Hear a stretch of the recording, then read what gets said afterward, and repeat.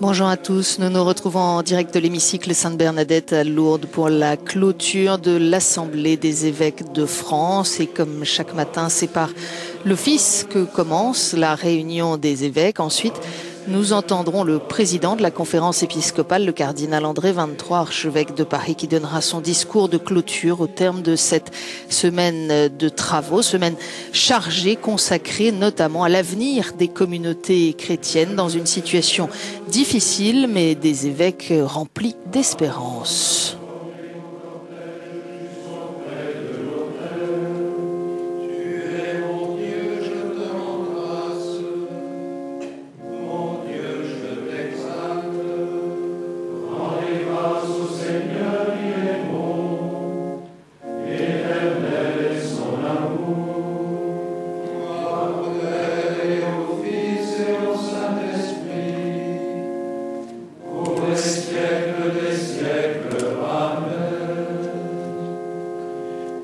Voici le jour que fit le Seigneur, jour de fête et de joie.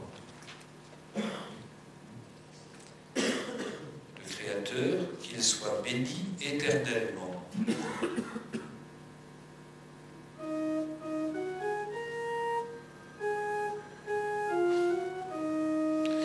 Béni sois-tu, Seigneur, Dieu de nos pères. À toi louange et gloire éternellement. Béni soit le nom très saint de ta gloire.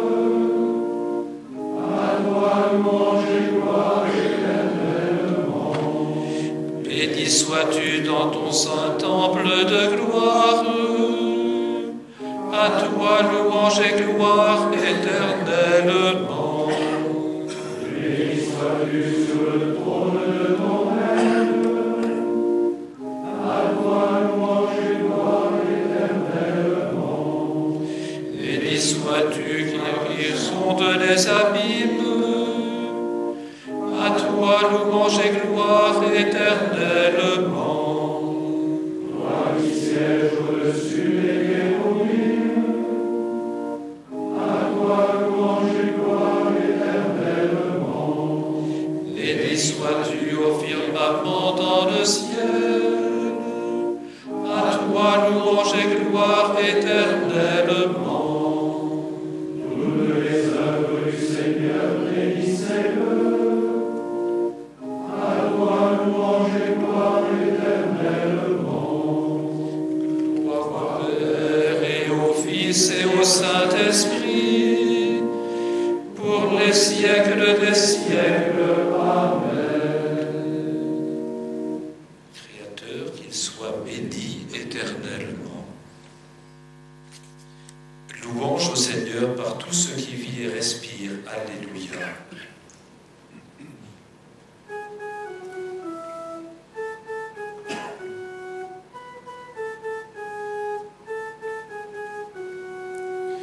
Louez Dieu dans son temple saint, louez-le au ciel de sa puissance, louez-le pour ses actions éclatantes, louez-le selon sa grandeur. Louez-le en sonnant du corps. Louez-le sur la harpe et la cithare. Louez-le par les cordes et les flûtes. Louez-le par la danse et le tambour. Louez-le par les cymbales sonores, louez-le par les cymbales triomphantes, et que tout être vivant chante louange au Seigneur. Gloire au Père Tout-Puissant, à son Fils Jésus-Christ le Seigneur, à l'Esprit qui habite en nos cœurs, pour les siècles des siècles. Amen. Louange au Seigneur par tout ce qui vit et respire. Alléluia.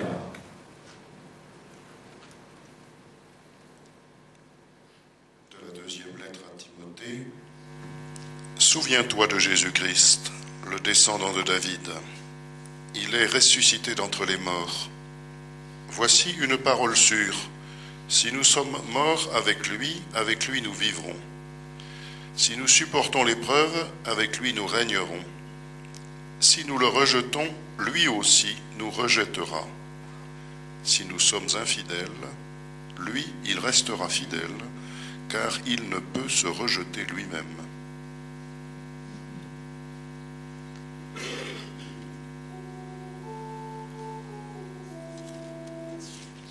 Il est notre salut, notre gloire éternelle.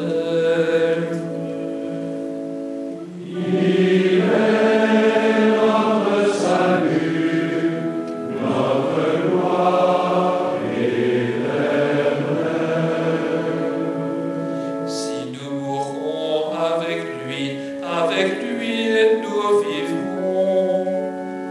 Il est notre salut, notre gloire éternelle. Si nous souffrons avec lui nous régnerons. Il est notre salut, notre gloire éternelle.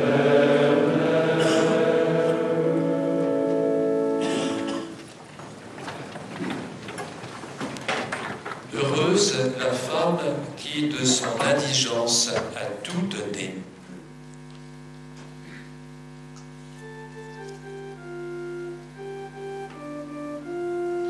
Béni soit le Seigneur, le Dieu d'Israël, qui visite et rachète son peuple.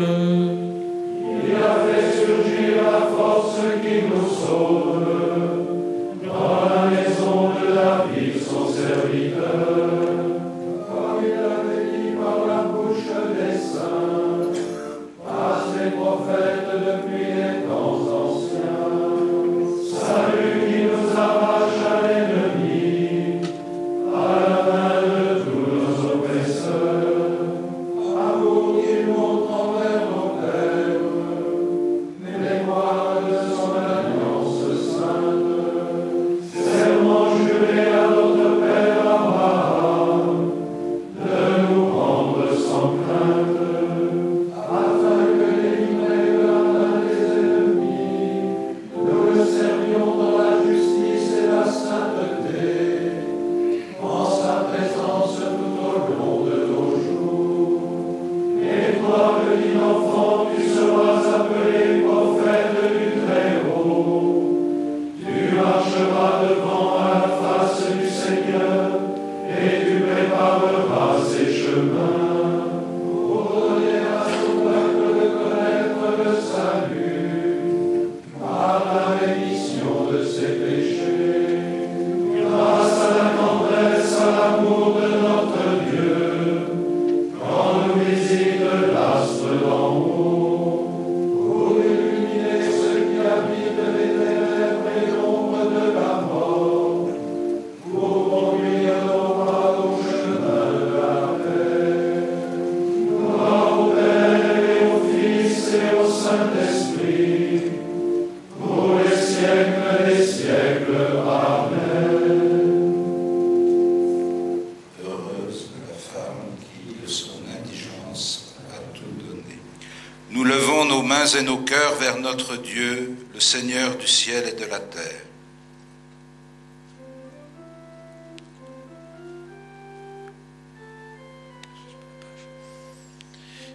Dans le jour que tu as fait, béni sois-tu. Dans le jour que tu as fait, béni sois-tu. Père de l'univers, tu es souverain de tout ce qui existe. Aujourd'hui, ton peuple se rassemble pour reconnaître tes bienfaits. Dans le jour que tu as fait, béni sois-tu. Dieu sauveur, tu as envoyé ton Fils relever l'homme déchu. Aujourd'hui, ton peuple se rassemble pour faire mémoire de sa résurrection. Dans le jour que tu as fait, béni sois-tu.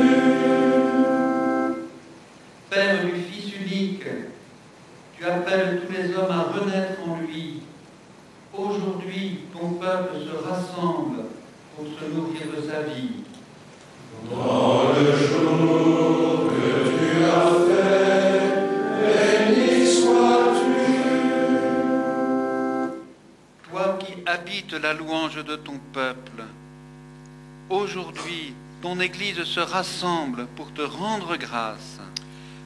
Dans le jour que tu as fait, béni sois-tu. Notre Père, qui es aux cieux, que ton nom soit sanctifié, que ton règne vienne, que ta volonté soit faite sur la terre comme au ciel. Donne-nous aujourd'hui notre pain de ce jour. Pardonne-nous nos offenses, comme nous pardonnons aussi à ceux qui nous ont offensés. Et ne nous soumets pas à la tentation, mais délivre-nous du mal. Dieu qui est bon et tout-puissant, éloigne de nous tout ce qui nous arrête, afin que sans aucune entrave, ni d'esprit ni de corps, nous soyons libres pour accomplir ta volonté, par Jésus-Christ, ton Fils, notre Seigneur et notre Dieu, qui vit et règne avec toi et le Saint-Esprit, maintenant et pour les siècles des siècles. Amen. Et que Dieu Tout-Puissant nous bénisse et nous garde, le Père, le Fils et le Saint-Esprit. Amen. Bénissons le Seigneur. Nous rendons grâce à Dieu.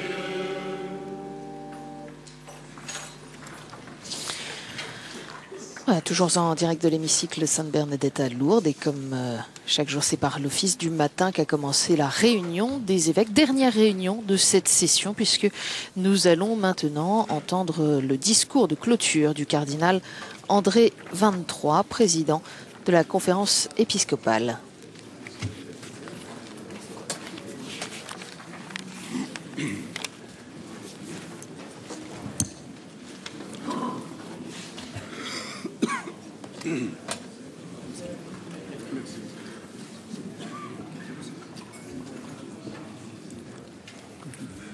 Au terme de cette assemblée, nous pouvons rendre grâce à Dieu pour le travail que nous avons accompli, et dans notre action de grâce, nous formulons aussi nos remerciements très chaleureux à Monseigneur Jacques Perrier et à toutes les équipes des sanctuaires, au secrétariat général de la conférence et à tous ses collaborateurs et ses collaboratrices qui nous ont permis de vivre cette semaine d'une façon sereine et féconde.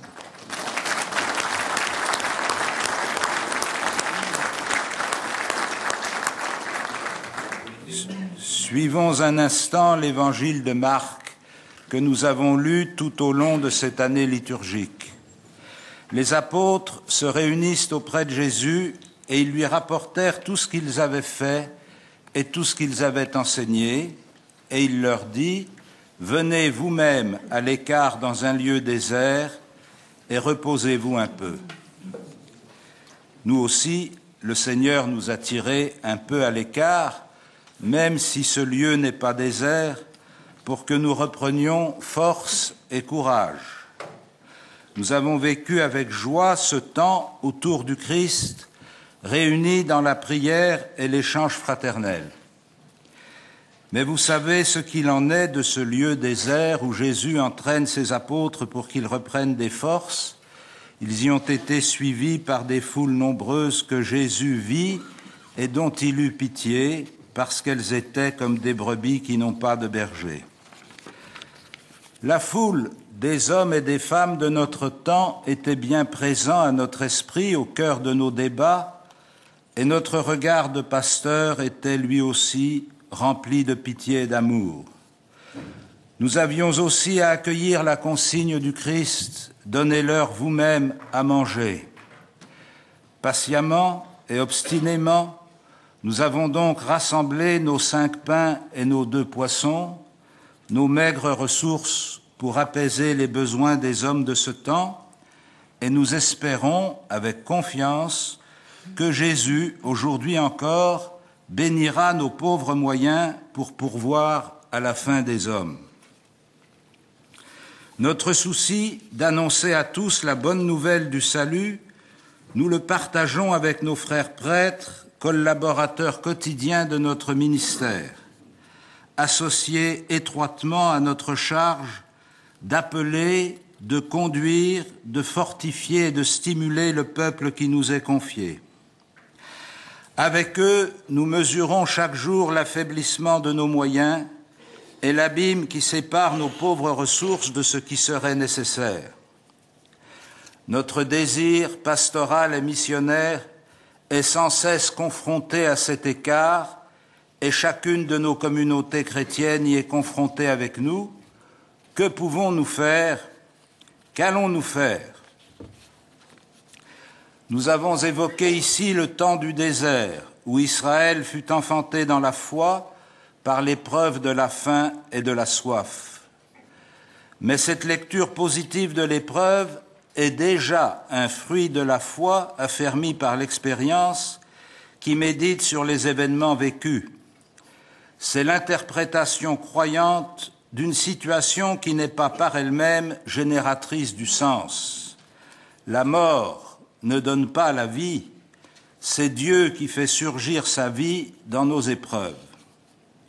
C'est pourquoi nous aussi, nous nous efforçons de vivre ce temps dans la confiance qu'aujourd'hui encore Dieu conduit son peuple et ne l'abandonne pas. Cet acte de foi et de confiance est soutenu et nourri par notre communion avec les prêtres de nos diocèses, par leur fidélité quotidienne et leur générosité pastorale. En cette année du prêtre, nous vivons avec eux de la fidélité du Christ et dans la fidélité au Christ.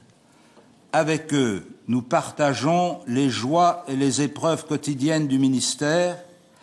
Avec eux, nous appelons des hommes généreux pour se joindre à nous et devenir les pasteurs du XXIe siècle. C'est une belle vie de se donner totalement au Christ pour le service de ses frères. Ensemble, nous sommes soutenus et nourris par la fidélité du peuple chrétien fondé sur le roc de la foi. Les diacres, les religieux, les religieuses et tous les fidèles du Christ constituent ensemble le peuple de Dieu où la foi de chacun se retrempe et se renouvelle pour accomplir la mission. Comme aussi notre foi est ravivée et stimulée par les attentes de tous ceux et de toutes celles avec qui nous vivons, laisserons-nous cette foule dans les déserts de ce monde sans lui partager le pain de la vie. Pour discerner et reconnaître où et comment Dieu veut conduire nos communautés, nous ne cherchons pas d'abord des formules toutes prêtes pour adapter nos organisations et nos structures.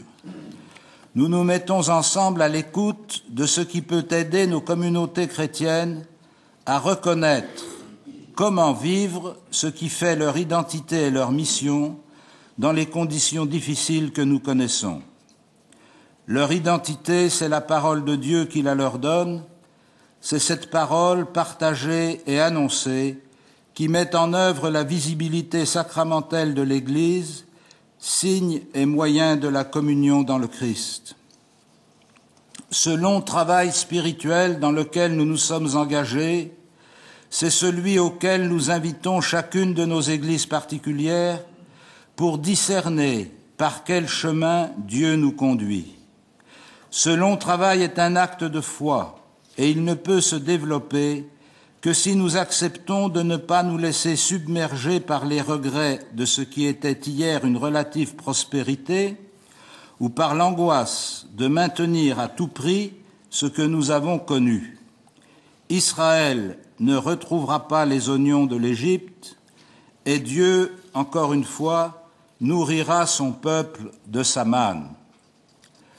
Dans chacun de nos diocèses, l'avenir de nos communautés chrétiennes repose sur la détermination de tous à témoigner de l'Évangile et à rendre visible sa puissance par la manière dont nous lui donnons corps à travers nos existences. C'est bien la passion de l'Évangile qui est notre identité et notre force.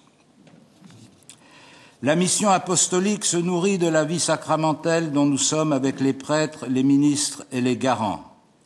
C'est notre premier objectif, rassembler le peuple de Dieu pour que cette vie sacramentelle soit réelle et vivante. Les lieux et les formes de ce rassemblement ne sont plus ceux d'hier. Ils suivent l'évolution de la répartition et de la vie des hommes.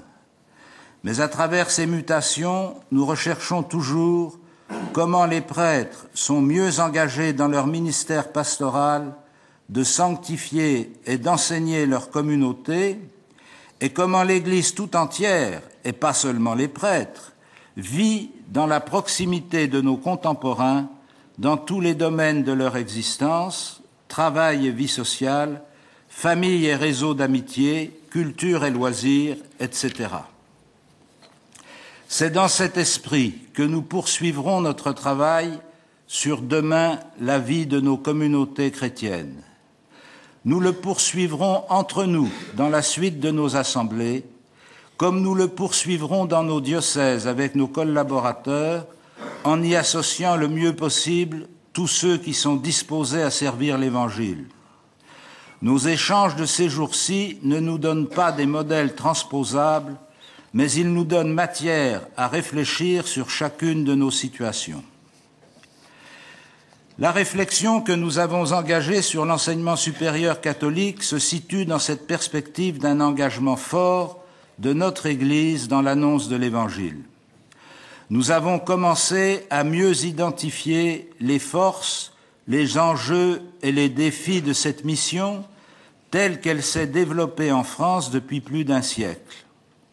Notre intention est de poursuivre ce discernement pour formuler avec plus de netteté les priorités que nous, évêques, voulons mettre en œuvre dans ce domaine et les orientations que nous souhaitons donner à cet investissement important.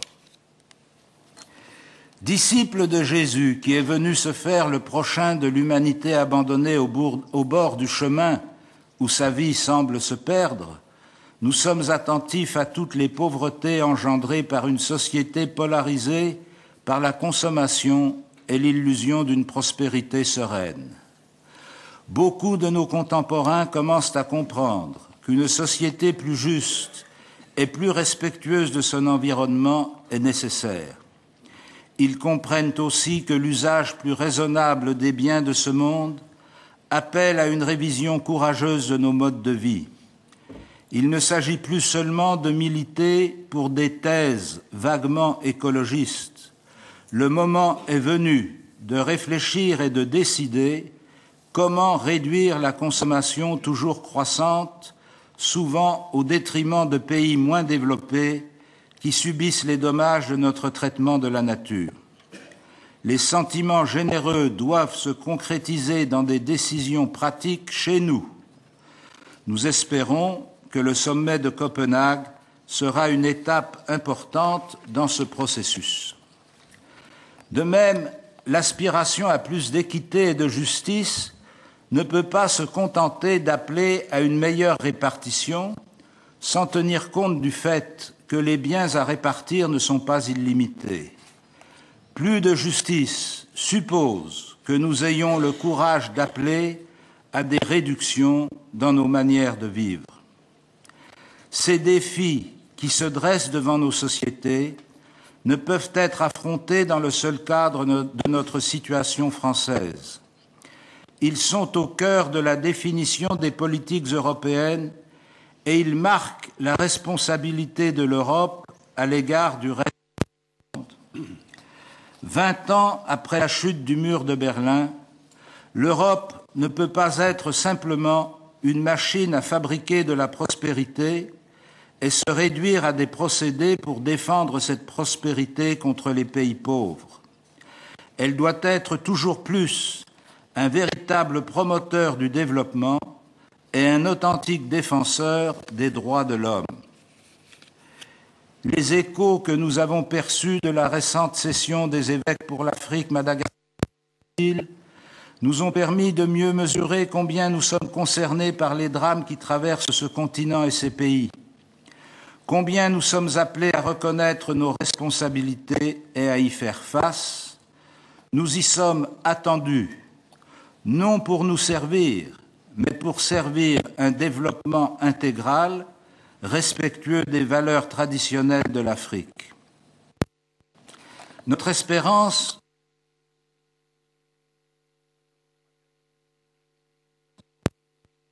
rejoignent fondamentalement ce qu'il y a de meilleur dans le cœur de l'homme. Nous ne pouvons pas nous résoudre à croire que les formidables capacités de l'intelligence humaine qui ont apporté au monde tant de progrès depuis plusieurs siècles puissent être stérilisées par un aveuglement sur les enjeux humains de notre développement et de notre technique. Nos combats pour le respect de la personne humaine, notre engagement aux côtés des plus vulnérables se fortifient en constatant chaque jour combien d'hommes et de femmes sont habités par le désir d'une vie meilleure, qui ne soit pas simplement une vie plus facile pour quelques-uns en France, mais une vie plus humaine pour tous dans le monde. Avec eux, nous voulons que soit respectée et servie la dignité de chaque personne, de sa conception à sa mort. Nous voulons que notre société combatte les fléaux qui frappent encore tant d'hommes et de femmes, mais pas à n'importe quel prix, ni par n'importe quel moyen. Nous voulons que les recherches médicales et leurs applications soient davantage au service de tous, sans que l'homme devienne un instrument au profit de la recherche. Nous voulons que la misère soit combattue, non en cachant ou en chassant ses victimes, mais en s'attaquant aux causes de leur malheur. Nous voulons que l'équilibre des familles soit encouragé et soutenu pour que les jeunes trouvent leur juste place dans notre monde. Nous repartons de Lourdes encore plus convaincus que la fidélité de Dieu s'exprime dans le monde de notre temps. Elle donne à chacun et à chacune de ceux qui s'appuient sur elle la force de se mettre avec constance et sérénité au service de leurs frères.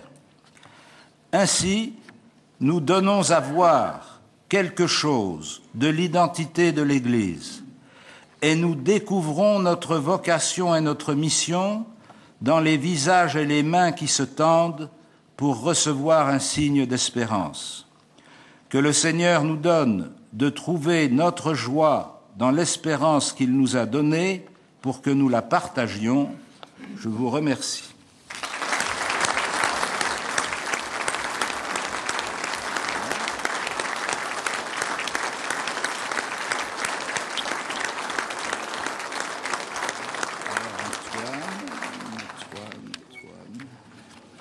Antoine va nous donner des avis très utiles.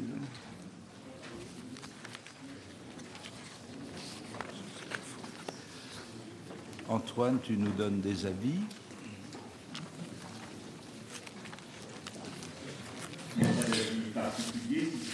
Quelques informations pratiques qui sont données ici par le secrétaire général de l'épiscopat, Monseigneur Antoine Héroard, alors que vous venez d'entendre ce discours de clôture du président des évêques de France, a souligné aussi que les évêques ont choisi d'ouvrir 2 nouveaux groupes de travail sur 2 sujets, l'environnement et l'écologie, et puis les rassemblements dominicaux, défis et initiatives.